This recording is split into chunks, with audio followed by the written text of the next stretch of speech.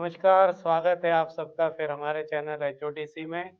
और आज हमारा 77वां गणतंत्र दिवस है। आप सबको इसकी बहुत बहुत बधाइयाँ। आज की चर्चा हम इसी विषय पर लेंगे, गणतंत्र पर। और इसी के लिए हमारे साथ हर समय हर सोमवार जो आते हैं जगत जी शर्मा। बहुत बहुत प्रणाम और 77वें गणतंत्र दिवस की बहुत बहुत बधाइयाँ, शुभकामनाएं आप सभी लोगों को जो एचओटीसी चैनल के पूरी तरह से एक तरीके से प्रशंसक हैं और दर्शक हैं। उन सभी को विशेष तौर से बहुत बहुत बधाई। वैसे तो अधिकतर लोग गणतंत्र दिवस और स्वतंत्रता दिवस इसके अंतर पे बहुत सारी वो करते रहते हैं, पर अपन इस पे आगे बढ़ के बात करें तो गणतंत्र का थोड़ा सा बता के, और आप ये और थोड़ा सा बता दीजिए कि गणतंत्र अपने देश भारत की संस्कृति, सभ्यता और अपने मूल्यों को किस तरह दर्शाता है। बहुत अच्छा सवाल है ये, और आज के इस पावन अवसर पर तो इस सवाल का बड़ा महत्व है। देखिए संजय जी, लोकतंत्र की जड़ें 1950 से बहुत पहले से हैं। भगवान राम ने वाल्मीकि रामायण के उत्तरकांड में है, भगवान राम ने अपने मंत्री परिषद के सुझाव पर या उनके कहने पर, मंत्री परिषद था उनका बहुत अच्छा मुखबिर तंत्र था जो समाज में लोक में व्याप्त था। और वो जो जिसको हम गणतंत्र बोलते हैं यानी लोगों का मत, तो उनका मत जब उनके मंत्री परिषद तक आया और मंत्री परिषद ने बताया कि इस तरह की जन चर्चाएं हैं, उन जन चर्चाओं के आधार पर भगवान श्री राम ने अपनी महारानी तो ठीक है, लेकिन अपनी धर्म पत्नी को भी निर्वासन दे दिया। इससे बड़ा लोकतंत्र का उदाहरण दूसरा नहीं हो सकता। एक और मैं उदाहरण दूं, जिनके नाम से हमारे देश का नाम भारत पड़ा, ऐसे महाराज भरत, महाचक्रवर्ती सम्राट भरत, उनके 9 लड़के थे। 9 में से उन्होंने अपने एक भी पुत्र को योग्य नहीं पाया किसके सिंहासन के। तो फिर उन्होंने क्या किया, एक चुनाव किया। उस चुनाव में एक ऋषि का पुत्र जो है वो सिलेक्ट हुआ, उसको उन्होंने गद्दी पे बिठाया। आज जहां कहते हैं ना वंशवाद बढ़ रहा है राजनीति में, तो हमारे देश में ऐसे उदाहरण हजारों वर्ष पहले यानी महाभारत काल में ये उदाहरण थे।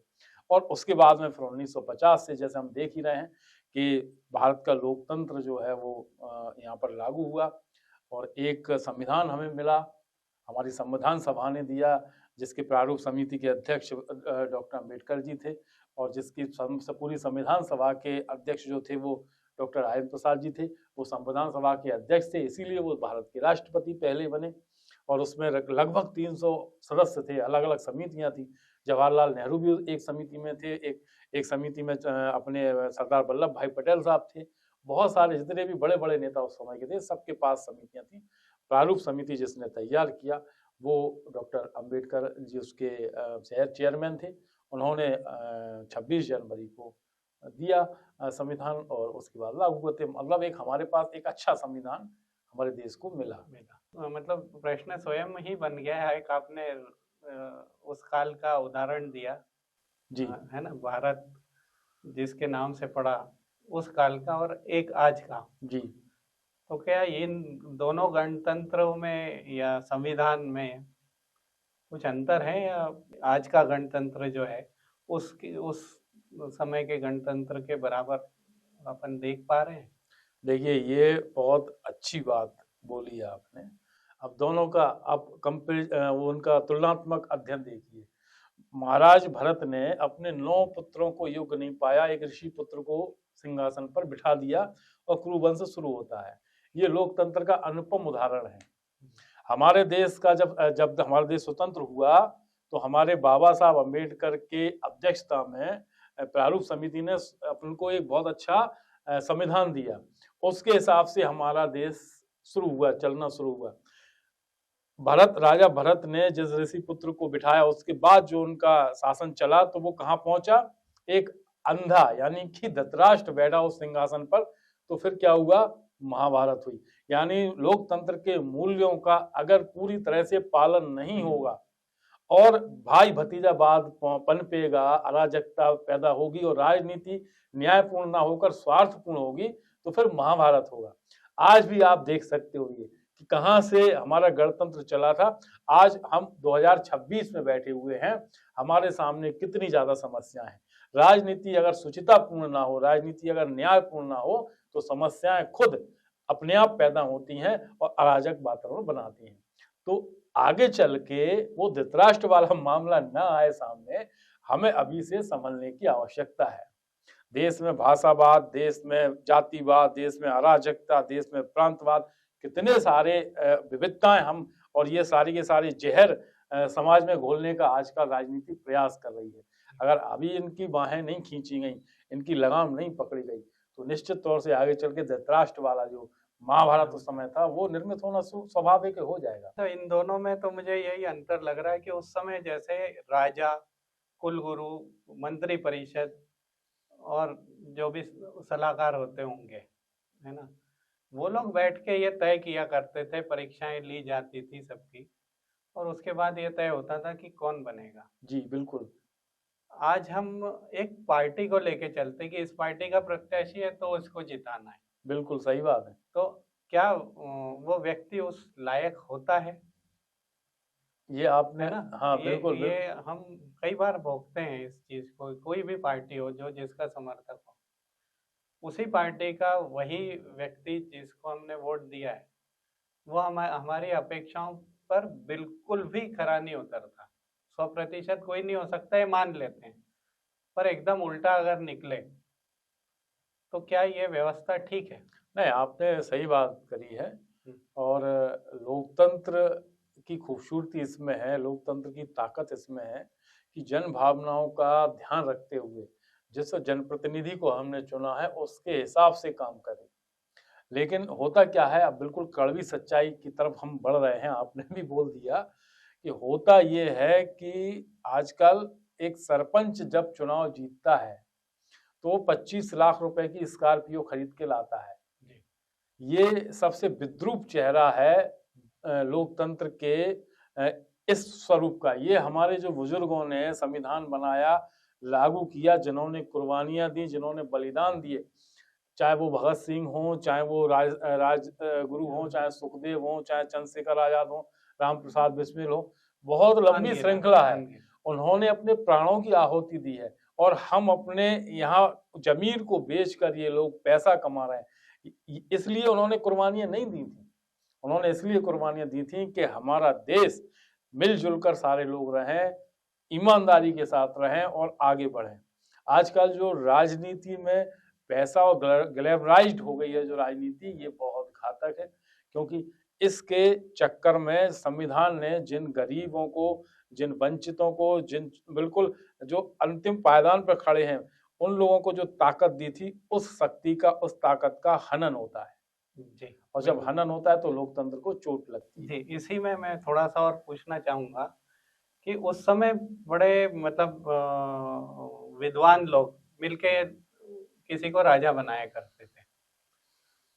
अब क्या है कि हर एक को ये मौका मिल गया है, जिसको मतलब सब होते हैं, हम जैसे भी होते हैं, जिनको इतना ज्ञान नहीं होता है, तो क्या हम सही व्यक्ति को चुन सकते हैं? बिल्कुल, लेकिन मैंने वही तो कहा, इतना ज्ञान ही नहीं है। हाँ, यहाँ तो क्षमा कीजिएगा पर ये सच्चाई है कि रात में अगर बॉटल बढ़ गई, कंबल बढ़ गए, साड़ियाँ बढ़ गई, तो वोट बढ़ जाते हैं इधर के उधर। तो क्या ये तंत्र सही है? मैं आपको एक और बढ़िया बात बताऊं इसी से जुड़ी हुई, एक और जिस पर आपने ध्यान नहीं दिया। 65% मतदान होता है, हाँ, यानी 100 में से 65 लोग मतदान कर रहे हैं, 35 तो बाहर हैं, उनको मतलब ही नहीं है। और उन 35 लोगों में आप ये समझ लो कि 20% लोग तो ऐसे होते हैं कि जो बेचारे मजदूर वर्ग के हैं, यहाँ वहाँ हैं, लेकिन 15% तो पढ़े लिखे हैं। वो उस दिन अपनी छुट्टियां मनाते हैं कि यार चलो छुट्टी मिल गई। उन्हें मतदान का कोई मतलब ही नहीं है, उन्हें मतदान से कोई लेना देना ही नहीं है। तो लोकतंत्र के लिए ये जो 15% लोग हैं, ये सबसे ज्यादा घातक है, क्योंकि जो 20% जो गरीब है या जो मजदूर है, उन्हें पता नहीं है। हालांकि छुट्टी होती है, उन्हें आना चाहिए, लेकिन वो कहीं ना कहीं यहाँ वहाँ हो जाती है। कईयों को तो कोई पकड़ के भी ले आता है। आपने उसका जिक्र किया ना, हाँ, कि उनको रात में कुछ खिला पिलाने के बाद सुबह उनसे, तो वही मैं कह रहा हूँ, ये क्यों होता है? है ना? नहीं, और सुबह फिर से घर जाके, और चलिए वो तो करना चाहिए, सभी के घर जाके और सबको आग्रह करना चाहिए कि वोटिंग करें। जैसे वोटर लिस्ट बनती है, अभी तो एसआईआर हुआ, तो अभी नई-नई बनी है, तो काफ़ी कुछ ठीक होगा। पर क्या अगले चुनाव तक उन घरों में वही लोग रहेंगे? जब यदि हम एक-एक घर जाके वोटर लिस्ट से देखें, तो उन घरों में वो लोग मिलते ही नहीं जो वोटर लिस्ट में हैं। तो इनका भी एक प्रतिशत है। तो 65 में से कुछ मेरे ख्याल से तो 10% लोग या 15% हाँ, वो ऐसे भी हैं। ऐसे ऐसे भी है। कई लोग एक एक ही नाम 3-3 जगह ऐसे भी। हाँ। आज आपको बता दें, आज मतदाता दिवस भी है। आज 16वां मतदाता दिवस है। अरे, और हम मतलब कल, आज नहीं कल था। आज तो हम बैठे हैं 26 जनवरी, आज तो हमारा गणतंत्र हाँ, दिवस है। 25। 25 तारीख को मतदाता दिवस था, और मतदाता दिवस इसीलिए कि मतदान अच्छा हो और जागरूक हो मतदाता। ये कब से मतलब 16वां था, यानी कि 16वां 2010 से 10। हाँ, ये जी, चल रहा है। जी। लेकिन इसके बावजूद भी आपका जो एक चिंता है वो बहुत सही है, कि मतदान को लेकर और अपने मतदान के अधिकार को लेकर जो लोग हैं वो पूरी तरह से उत्साहित नहीं है, मतलब उसके प्रति गंभीर नहीं है। और जब आप मतदान के लिए गंभीर नहीं होंगे, उसके बाद आप चाहेंगे कि आपके अधिकार सुरक्षित हो, तो कैसे होंगे? हाँ, बिल्कुल वो होंगे। ये भी एक ये मुद्दा तो शायद फिर भी कहीं न कहीं समझ में आता है।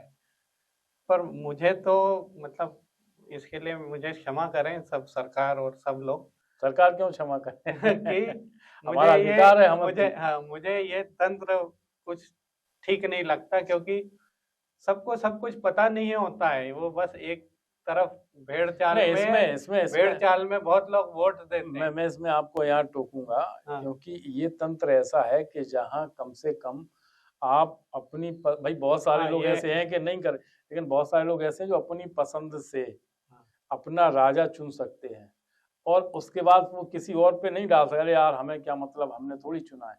ये नहीं कह सकते हो। जो सरकार है वो आपका प्रतिनिधित्व करती है। आप भ्रष्ट हो इसलिए सरकार भ्रष्ट है, आप कामचोर हो इसलिए सरकार कामचोर है, क्योंकि आपने चुनी है ना। हाँ, इसके बात तो क्रिएटर आप हो, इसके निर्माता आप हो, तो आज जो कुछ आप देख रहे हो ये आपकी वजह से ही तो है। और आप एक राजतंत्र की बात कर रहे थे, राजतंत्र में भी हमारे यहाँ लोकतंत्र ही होता था। बीच में जरूर जब हमारे यहाँ विदेशी ये लोग आए, और उनके आने से जो एक अराजकता का वातावरण हुआ। और एक और मैं आपके यहाँ बता दूं कि हमारे यहाँ वर्ण थे, 4 वर्ण, वर्ण, हाँ, कोई जाति जातियां नहीं थी। जी, जी। आप तय मानो, जातियां हुई हैं जब से यूनानी आए, उसके बाद में शक हूण, उसके बाद में ये मुसलमान आए, अंग्रेज आए, पुर्तगाली, फ्रांसीसी, डच सब आए हमारे यहाँ। और उन्होंने हमें अलग अलग तोड़ा, और हमें तोड़ा, हम खुद टूट गए। जैसे कि आज अगर हम नाम लें अपना, जैसे मैं नाम लूँ तो मैं फला फला और कहाँ का हूँ वहाँ का, तो आज जो हमारे साथ हमारा क्षेत्र और गांव का नाम जुड़ता है वो इसलिए जुड़ता है क्योंकि हम वहां से माइग्रेट हुए थे, जी, बिल्कुल। अपने धर्म को और अपनी इज्जत को और अपने परिवार को बचाने के चक्कर में, और वही हमारी फिर जाति बन गई। भाई वर्ण तो 4 है ना, वो जाति इसीलिए बन गई, और वर्ण 4 जो है वो ऐच्छिक हैं।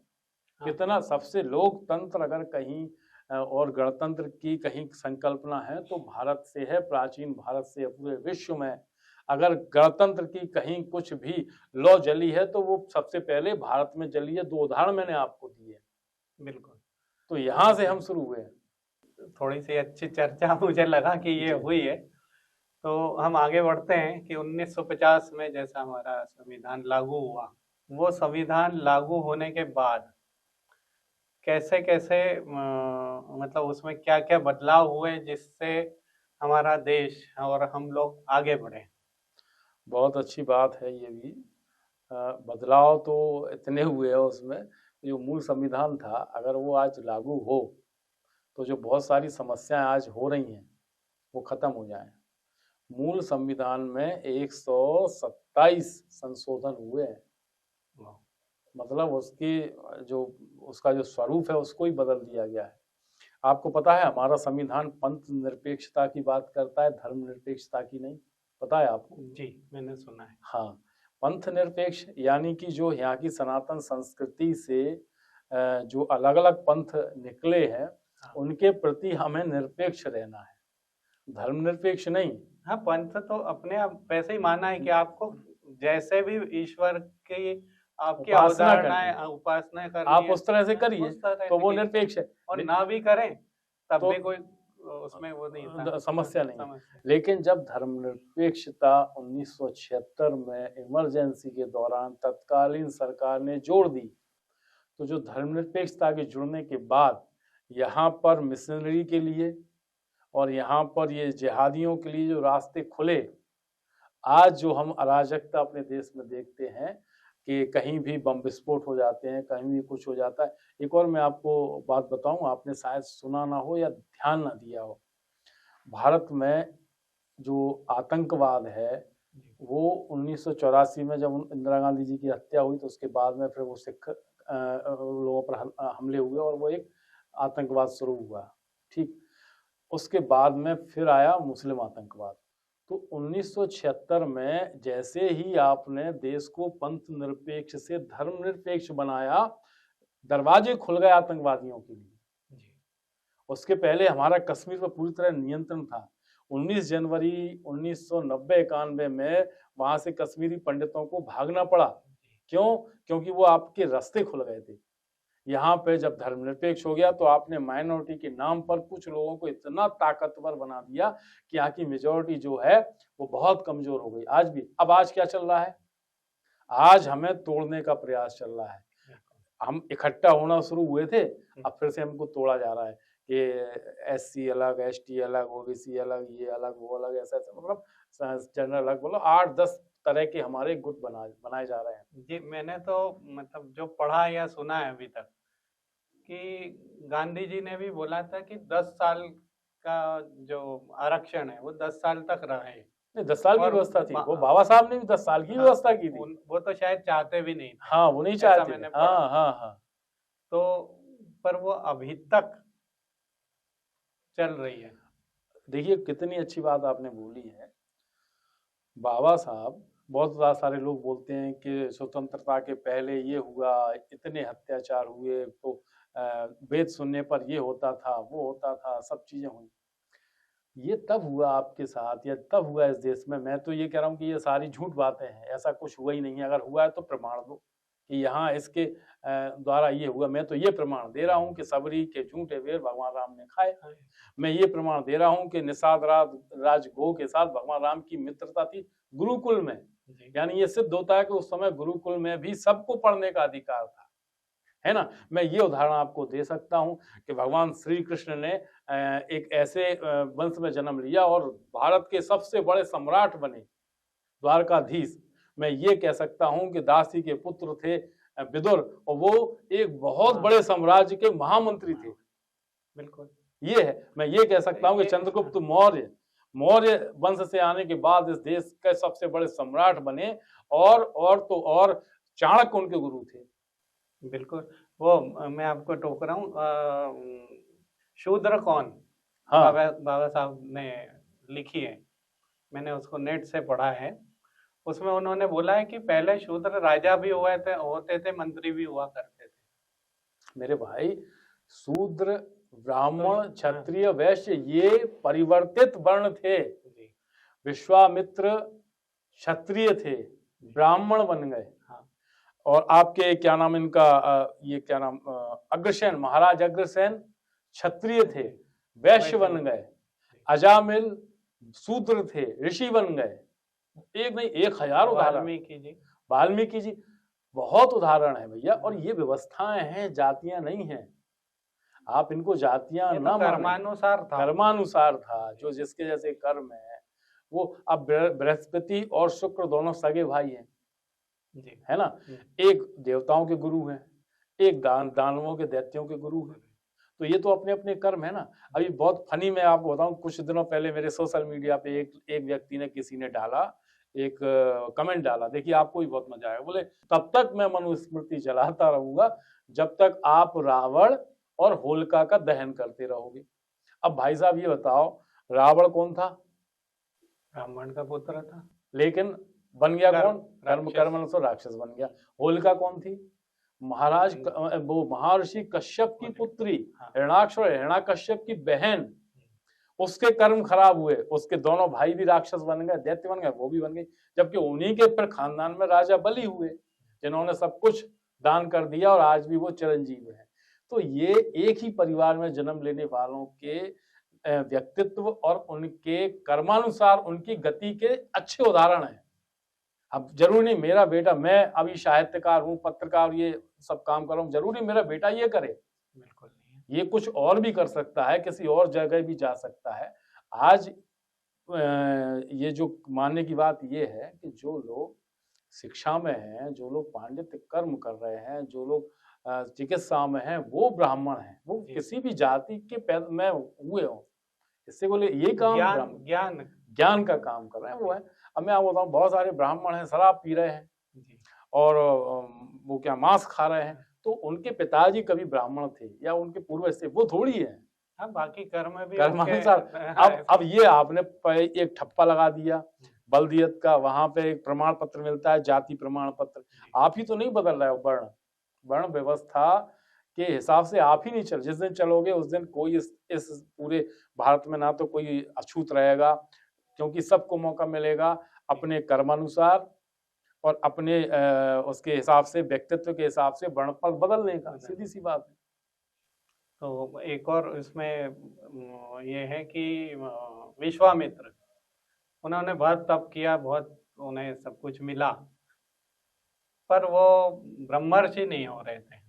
तो वो उनके अपने आप को या इनको वशिष्ठ जी को अपना प्रतिद्वंदी मानते थे और उनके प्रति उनके मन में थोड़ा सा वैर था। तो ऐसी कथा है कि वो सोचते हैं कि मैं इसी को समाप्त कर दूंगा। नहीं, उसके पहले कुछ और हुआ था, इसलिए वो सबने उनको डर के उनको मान्यता दे दी कि आप ब्रह्म ऋषि हो। लेकिन क्या होता था, वशिष्ठ जी की ऐसी इतना ऊंचा कद था कि जब तक वो नहीं कहेंगे तब तक मान्यता नहीं मिलेगी। तो वो उन्होंने यहाँ तक किया कि वशिष्ठ जी के 100 पुत्रों की हत्या की। तो जब हत्या कर रहे हो तो आप ब्रह्म ऋषि तो नहीं हो सकते, है ना। तो उसके बाद में जब वो कही, उन्होंने सोचा कि यार ये विश्वामित्र जी, वशिष्ठ जी हमारी बात नहीं मान रहे हैं, तो फिर वो फरसा लेके गए उनको मारने के लिए और छुप गए। तो अरुधंती जो उनकी पत्नी है वशिष्ठ जी की, वो दोनों चर्चा कर रहे थे। तो वशिष्ठ जी ने चर्चा में कहा कि विश्वामित्र जी ने वो सारी चीजें प्राप्त कर ली हैं जो एक ब्रह्म ऋषि को चाहिए। इतने बढ़िया विद्वान हैं, इतने अच्छे, उन्होंने और अच्छा यज्ञ करते हैं, सारे वाजपेयी यज्ञ हो चाहे अश्वमेध, सब जानते हैं। लेकिन थोड़ा सा अगर वो अपने क्रोध पे कंट्रोल कर लें तो वो ब्रह्म ऋषि हैं। तो जिस व्यक्ति के 100 पुत्र मार दिए, वो ये कह रहा है, तो उनके हाथों से वो उनके सारे हथियार छूट गए, उनके चरणों में गिर पड़े। उसी से उस समय उन्होंने कहा, उठो ब्रह्म ऋषि, आपको ये सब ठीक नहीं लगता। उस दिन से वो ब्रह्म ऋषि। तो आपकी जो आहारताएं हैं उनको पूरी करना पड़ेगा ना आपको। बिल्कुल। तो मैं यही बोलता हूँ कि आज वशिष्ठ बनी हुई बहुत सारी यूनिवर्सिटी आ गई है। जी जी जी। और कैसे कैसे लोगों को आगे बढ़ा रही है वो अधिकतर पता है कि पैसे देके भी लोग निकल रहे हैं और -40 प्राप्त करने वाला डॉक्टर की डिग्री प्राप्त करने के लिए पढ़ने जा रहा है। तो ये दोनों का भी एक नहीं, ये भी बहुत विद्रूपता है। तो ये इसमें अब इसको गणतंत्र कैसे कहेंगे? यही तो मैंने क्या कहा था, महाराजा भरत ने लोकतंत्र, एक स्वस्थ लोकतंत्र स्थापित किया। उस गद्दी का आगे चल के जब न्याय और नीति पर नहीं चली, जो बिंदु मानक बिंदु हैं उन पर नहीं चलोगे, तो आगे धृतराष्ट्र जैसा अंधा बैठेगा सिंहासन पे और फिर महाभारत होगी, क्योंकि वो वंशवाद से ग्रसित रहेगा। वो अपने दंभी अहंकारी दुर्योधन को सिंहासन देना पसंद करेगा युधिष्ठिर की जगह, और वो नीति नहीं मानेगा किसकी, विदुर की। विदुर जैसे महान व्यक्ति और कुलगुरु वहाँ उस समय, हाँ, कृपाचार्य, द्रोणाचार्य, इन किसी की भी नहीं मानेगा। वो स्थिति आएगी तो महाभारत होगा। आज भी वही चल रहा है। मैं आपको बताऊं, -40 किसको दे रहा है वो आप कट ऑफ पे? जो ग्रेजुएशन कर चुके एमबीबीएस, हम्म, उन्होंने क्या झक मारा है 4 वर्ष? क्या किया उनने? अगर वो -40 उनको चाहिए तो उन्होंने किया वो क्या, पास कैसे हो? सीखा क्या उन्होंने जी 4 वर्ष में मेडिकल लाइन में? सही बात है। इसको तो और आपको मजबूत करना चाहिए था कि ये 4 वर्ष से बहुत अच्छा सीख के आए तो अपने आप ये इसको क्वालिफाई करके आगे बढ़ जाएंगे। हाँ आपने जनरल के लिए भी उसमें 7% का है, जनरल को 7% है, इनको -40 है कट ऑफ पे। क्यों कर रहे हो ऐसा? अभी आप देखो ये आ गया एक यूजीसी एक्ट जिसका पूरे देश में विरोध हो रहा है। हम्म, यूजीसी एक्ट में क्या है, आपने एक कमेटी बना दी और उसमें ओबीसी वर्ग को भी जोड़ दिया और माइनॉरिटी केवल जनरल को अलग रखा। उसमें आपने एक ऑप्शन नहीं रखा कि अगर कोई झूठी शिकायत करता है तो उस झूठी शिकायत वाले को क्या वही सजा मिलेगी जो इसको मिलने वाली है? जी तो ये एक तरफा हो गया ना। हाँ और आपने उसमें नाम दिया रोहित वेमुला एक्ट। रोहित वेमुला से बहुत अच्छी बात आपने बोली है, किसी का भी अधिकारों का कहीं कुछ हनन नहीं होना चाहिए, इसके लिए हम सब लोग तैयार हैं। लेकिन जब झूठी शिकायत होती है, आज एक उदाहरण है विष्णु तिवारी का, ललितपुर के 20 साल विष्णु तिवारी जेल में रहे हैं। जी जी उनके दोनों भाई, माता पिता सब खत्म हो गए, उन्होंने अपनी पूरी जमीन बेच दी केस लड़ने में, आखिरी में उनको बरी घोषित, मतलब निर्दोष घोषित किया कोर्ट ने। अब वो 20 साल कहाँ से आएंगे, उनके माता पिता भाई कहाँ से आएंगे, जमीन बिक गई, वो आदमी क्या करेगा? उसके साथ अन्याय नहीं हुआ? जो जिसने झूठा एट्रोसिटी एक्ट लगाया, आप उसको सजा क्यों नहीं दे रहे हो? उसको सजा दो ना। बिल्कुल। और उनको कितने करोड़ों अरबों भी मिल गए तो वो 20 साल नहीं ला पाएंगे ना अपने नहीं परिवार कर वालों पाएंगे, तो को। चला गया। अभी एक और अदिति मिश्रा का नया बिल्कुल है, उसके 90% आए, आईआईटी में नहीं कर पाए, 92 कट ऑफ था, और जिसका 48 था उसका हो गया, तो उसने सुसाइड की। तो भैया ये भी तो बच्चे आपके ही है ना, रोहित वेमुला आपका बच्चा, तो ये किसके बच्चे हैं फिर? इनकी कौन सोचेगा? जनतंत्र में इनकी कोई वैल्यू नहीं है क्या?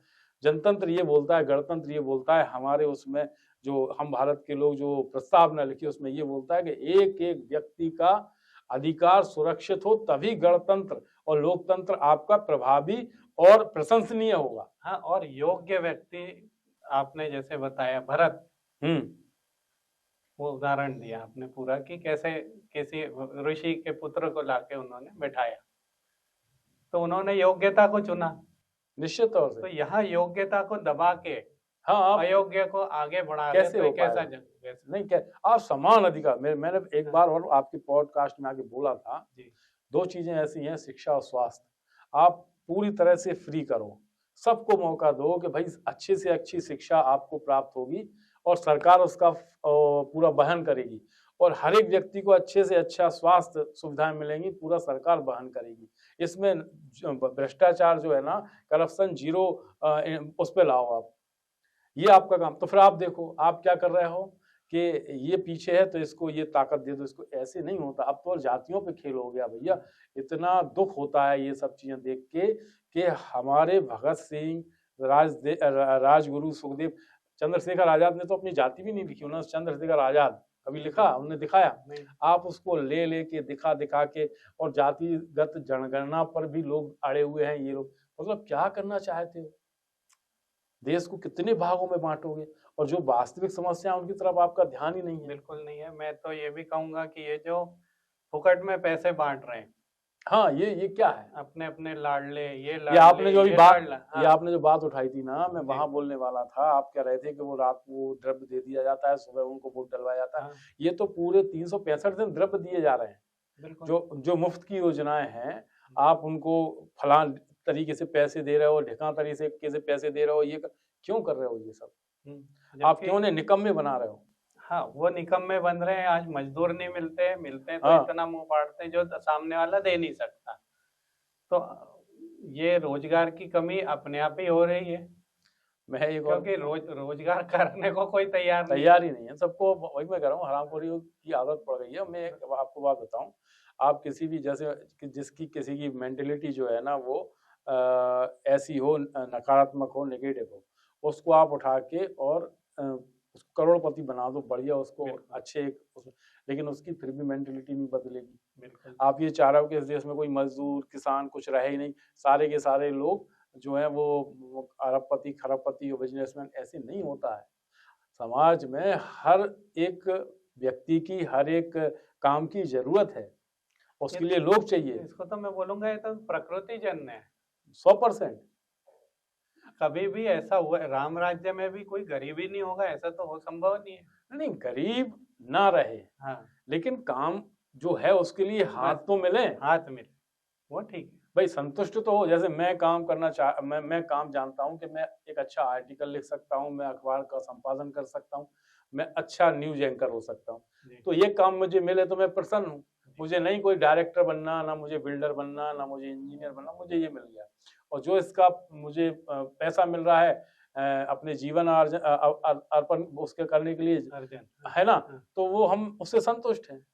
तो ऐसे सबको उसके मतलब का, उसके हिसाब का काम मिले। अब आपने क्या बना दिया, अरे मजदूरी करना गलत काम है, तो कोई करेगा ही नहीं। बिल्कुल, ये चपरासी करना गलत काम है, तो कोई आएगा ही नहीं, जबकि उस काम की भी वैल्यू है।